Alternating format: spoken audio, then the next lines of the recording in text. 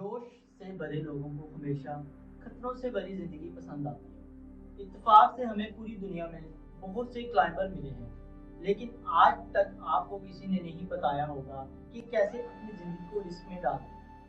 امید ہے کہ آپ کو کسی نے یہ کبھی نہیں بتایا ہوگا کہ وہ کن کن خطروں کا سامنا کر کے اوپر جاتے ہیں، لیکن میں آج آپ کو ایک آدمی کی ایسی کہانی سناؤں گا جس کے دوست نے 500 کلومیٹر کی لمبائی پر اس کی رسی کو کاٹ دیا اور کیسے وہ پہاڑ کے نیچے گر کر پھر بھی زندہ بچ کر سامنے آیا۔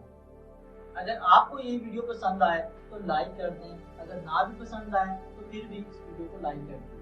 ملیے جو سنگسم سے، یہ ملائیشیا کے شہر رامپور کولا میں پیدا ہوا۔ اس کے والد برٹش آرمی میں کام کیا کرتے تھے۔ بھارت کی جگہ جگہ پوسٹنگ ہونے پر اس نے چھوٹی عمر میں ہی بہت کچھ دیکھ لیا تھا۔ جلد ہی اسے پہاڑوں پر چڑھنے کی عادت لگ گئی۔ اس نے ایک رات وائٹ اسپائڈر نام کی ایک کتاب پڑھی تو یقین کیجیے کہ یہ کتاب کسی کی بھی دماغی حالت کو سدھارنے کی کوشش کر سکتی ہے۔ اس نے یہیں پر سوچ لیا کہ پہاڑوں پر چڑھنے پر کوئی ایسی بات تو ضرور ہوگی جس کی وجہ سے لوگ اپنی جان کو خطرے میں ڈالتے ہیں۔ یونیورسٹی آف ایڈنبرگ سے گریجویٹ ہونے کے بعد ہی گروپوں کے ساتھ مل کر پہاڑوں پر چڑھائی کی۔ اس کا سپنا تھا کہ جوان ہوتے ہوتے ناممکن مقام پر جانے والی پریوس اینڈیز پر بنے پہاڑوں پر چڑھائی کرے۔ اسے پتا تھا کہ وہ اکیلا اس پہاڑ پر چڑھائی نہیں کر سکتا، پر اب اسے تلاش تھی ایک پارٹنر کی۔ تبھی اسے اپنا ہی ایک پرانا دوست ملا۔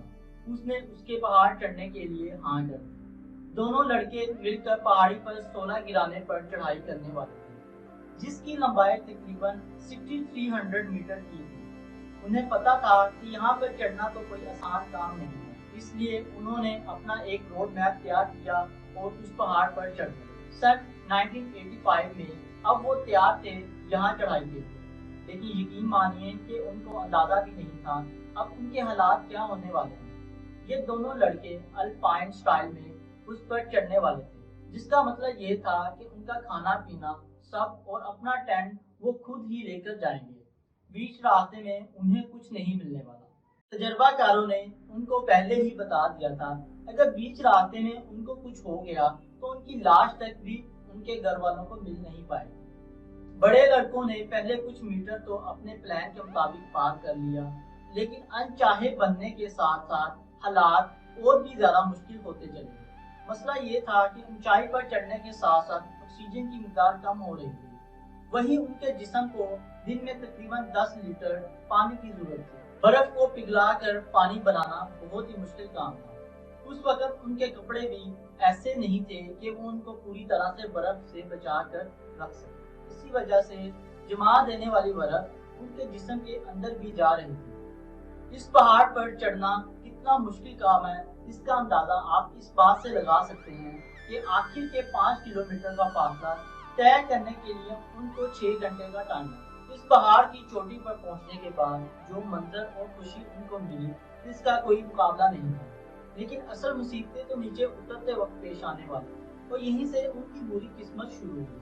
ابھی انہیں اس طرح اترتے ابھی آدھا گھنٹہ بھی نہیں ہوا تھا کہ پہاڑ گھنے بادلوں میں گڑ گیا۔ اسی بادل کی وجہ سے انہیں اپنا راستہ بھی نہیں ملا جس سے انہیں نیچے اترنا تھا۔ اب وہ راستہ بھٹک گئے اور مجبوراً انہیں اپنی جگہ پر ہی رکنا پڑا، جبکہ وہاں کا درجہ حرارت -سینٹی گریڈ تھا۔ مسئلہ یہ تھا کہ ان کے پاس آکسیجن کچھ گھنٹوں کی ہی بچی ہوئی تھی۔ وہ یا تو نیچے اتر سکتے تھے یا پھر وہیں بیٹھ کر اسے بھگت سکتے تھے۔ 2 راتیں انہوں نے جیسے تیسے وہیں کاٹ دی اور صبح ہوتے ہی موسم تھوڑا اور خراب ہوا تھا تو انہیں لگا کہ اس سے زیادہ خطرناک اور کیا ہی ہو سکتا ہے۔ تو پھر ان دونوں نے ایک دوسرے کو رسی کے ساتھ باندھا اور نیچے اترنا شروع کیا۔ شروع میں تو سب کچھ ٹھیک ٹھاک چل رہا تھا، لیکن بعد میں جو نے محسوس کیا کیسی کے ہاتھ والی کلہاڑی برف میں صحیح طریقے سے پھنس ہی نہیں گئی۔ اسے کئی بار محسوس ہوا کہ وہ کلہاڑی کے ساتھ ساتھ نیچے کو پھسلتا جا رہا ہے۔ اب وہ سوچ ہی رہا تھا کہ اس وقت اس کی زندگی کا وہ لمحہ آیا کہ اسے سچ میں محسوس ہوا کہ وہ پہاڑی سے کھسک گیا اور نیچے گرنے لگا۔ تقریباً 10 منٹ تک نیچے گرنے کے بعد اس نے اپنے جسم میں کرکراہٹ کی آواز سنی اور اسے پیر میں بہت زیادہ درد بھی محسوس ہونے لگا۔ جی ہاں، آپ بھی صحیح سوچ رہے ہیں، اس کا گھٹنا ٹوٹ چکا تھا۔ اب یہاں اس کے دوست کے علاوہ جو کی مدد کرنے والا کوئی بھی پوری دنیا میں نہیں تھا، جس کے بعد نیچے اترنے پر اس کے دوست نے اسے سب سے زیادہ ڈوز والی پین کلر دی۔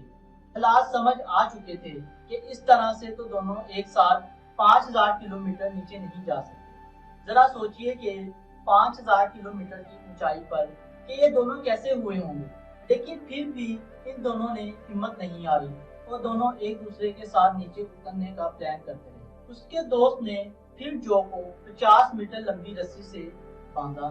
راؤنڈ پورے کرنے کے بعد اس کے دوست کو اندازہ ہوا کہ نیچے پہنچنے تک ان کے لیے 50 میٹر لمبی رسی کافی نہیں ہے، اور اب تک تقریباً 100 میٹر نیچے جو ہوا میں لٹک رہا تھا اور اس کا دوست اسے اوپر سے پکڑے ہوئے تھا۔ تیز ہوا کی وجہ سے جو اپنے دوست کی آواز سن ہی نہیں پا رہا تھا۔ بہرحال اس کا دوست چلا کر جو کی لوکیشن پتہ کر رہا تھا۔ تقریباً 2.5 گھنٹے تک اس کے دوست نے جو کو آوازیں لگائی۔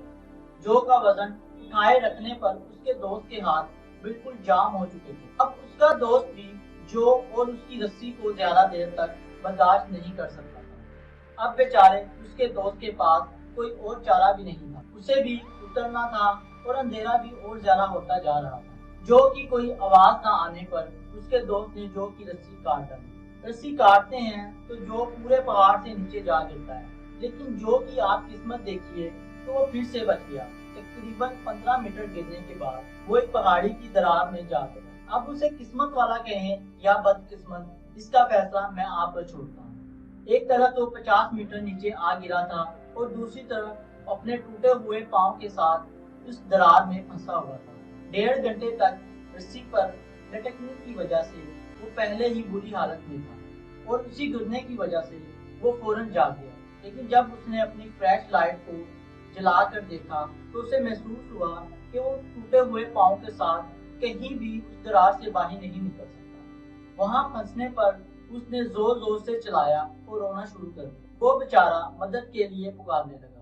اس کے پاس نہ ہی کچھ کھانے کو تھا اور نہ ہی پینے کے لیے، اور اب وہ سیدھا صبح اٹھا اور بار بار اپنے دوست سائمن کو آواز لگا رہا تھا، اور دوسری طرف سائمن کو یہ پتہ ہی نہیں تھا کہ جو ہے کہاں۔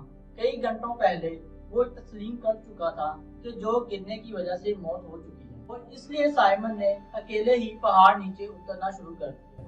لیکن یہاں پر جو سمجھدار تھا، بجائے پیروں سے اترنے پر اس نے گفا سے لنک کر باہر نکلنا صحیح سمجھا۔ ایسے ہی جو گفا سے باہر نکل آیا، لیکن ابھی بھی کئی کلومیٹر نیچے اترنا باقی تھا۔ پورا دن رینگ رینگ کر جو پہاڑ سے نیچے اترتا رہا۔ اسے اب موت سے تو ڈر نہیں لگ رہا تھا، لیکن بار بار اپنے دوست کے لیے وہ پھر سے چلاتا رہا۔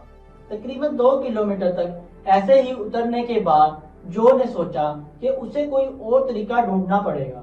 اس نے اپنے شیلٹر میں لگے فوم کے ٹکڑوں سے اپنے ٹوٹے ہوئے پاؤں کے لیے پلاسٹر بنایا، لیکن یہ طریقہ کچھ خاص طور پر کام نہیں کرتا، لیکن جیسے ہی وہ پاؤں پر دباؤ ڈالتا تو وہ درد سے کراہ اٹھتا۔ رینگ کر نیچے اتر رہا تھا۔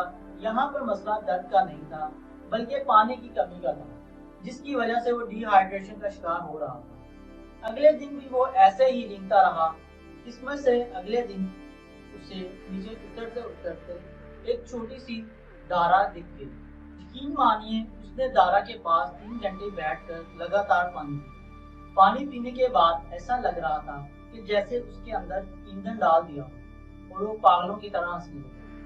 تھوڑا اور نیچے اترنے کے بعد اسے قسمت سے انسانی پیروں کے نشان دکھے، اور انہیں دیکھ کر وہ سمجھ گیا کہ یہ نشان ضرور سائمن کے ہیں، اور آخرکار اسے وہ راستہ مل چکا تھا جو انہوں نے بنایا تھا۔ لیکن وہ راستہ ابھی بھی کوئی آسان نہیں تھا۔ ایک ٹوٹے ہوئے پاؤں کے ساتھ تو بالکل بھی آسان نہیں تھا۔ راستے میں ہی اسے اپنا لگایا ہوا ٹوائلٹ بھی مل گیا، جسے دیکھ کر اسے بہت خوشی ہوئی، اور اسی کے ساتھ رات ہوتے ہوئے اس نے کئی ٹینٹ بھی لگا لیے۔ کیا آپ اس بات کا یقین کر سکتے ہیں کہ اسے 30 میٹر نیچے سائمن نے بھی اپنا ٹینٹ لگا رکھا تھا۔ جب جو اٹھ کر ٹوائلٹ کے لیے گیا تو اسے پیر میں بہت زیادہ درد ہوا، جس کی وجہ سے وہ چلا اٹھا۔ یہ آواز سن کر 30 میٹر نیچے سائمن کو سنی تو وہ فوراً جو کی طرف بھاگنے لگا۔ کیا آپ کو نہیں لگ رہا کہ اس حالات میں کوئی بھی عام انسان زندہ نہیں رہ سکتا؟ وہ دوست جس نے 5000 فٹ کی اونچائی پر اپنے ہی دوست کی رسی کاٹ دی اور پھر سے اپنے ہی دوست کی مدد کر رہا تھا، سائمن کو اپنے دوست جو سے مل کر اتنی خوشی ہوئی کہ وہ اس سے لپٹ کر رونے لگا۔ تقریباً 1 ہفتے کے سفر میں جو کا تقریباً آدھا وزن کم ہو چکا تھا، اسی لیے گھر پہنچنے پر اسے سیدھا ہاسپٹل لے جایا گیا۔ اگلے کئی سالوں تک وہ اپنے بیڈ سے ہی نہیں اٹھ پایا۔ اس کی کئی سرجریاں کی گئیں۔ ڈاکٹروں نے کہا کہ اس کے ٹوٹے ہوئے پاؤں کے ساتھ کبھی نہیں چل پائے گا، لیکن جو کے دماغ میں کچھ اور ہی چل رہا تھا۔ کچھ ہفتوں تک آرام کرنے کے بعد آنے والے 20 سالوں تک اس نے دنیا کی تقریباً 1 عدد ان چوٹیوں پر چڑھائی کری جنہیں آج بھی ناممکن مانا جاتا ہے۔ 1950 میں ہوئے اس حادثے کے بعد جو نے اپنے ایک کتاب بھی لکھی، اس کی تقریباً 3 لاکھ کاپیز بھی بکی۔ 2003 میں جو پر ایک فلم بھی بنائی گئی۔ جب بھی جو سے پوچھا گیا کہ اس نے کبھی اپنے دوست کو اس کا ذمہ دار نہیں ٹھہرایا کیونکہ وہ بھی مجبور ہی تھا، جو نے کہا کہ اگر سائمن کی جگہ میں ہوتا تو میں بھی یہی کرتا۔ جو نے کہا یہ تو اچھا ہوا کہ سائمن نے رسی کاٹ دی، ورنہ ایک اور طوفان ویسا ہی آ جاتا تو ہم دونوں کی اس میں جان چلی جاتی۔ لیکن اب ہم دونوں ہی زندہ ہیں۔ یہ دونوں آج بھی بہت اچھے دوست ہیں اور آج بھی ساتھ ساتھ اسی واقعے کو یاد کرتے ہیں اور خوش ہوتے ہیں اور اپنے آپ پر فخر محسوس کرتے ہیں۔ آپ کو یہ ویڈیو کیسی لگی کمنٹ سیکشن میں ضرور بتائیے گا، اور بھی مسٹیریس ویڈیو دیکھنے کے لیے ہمارے چینل کو سبسکرائب کریں۔ اپنا بہت سارا خیال رکھیے گا۔ آپ لوگوں کے ساتھ ملاقات ہوگی اگلی ویڈیو۔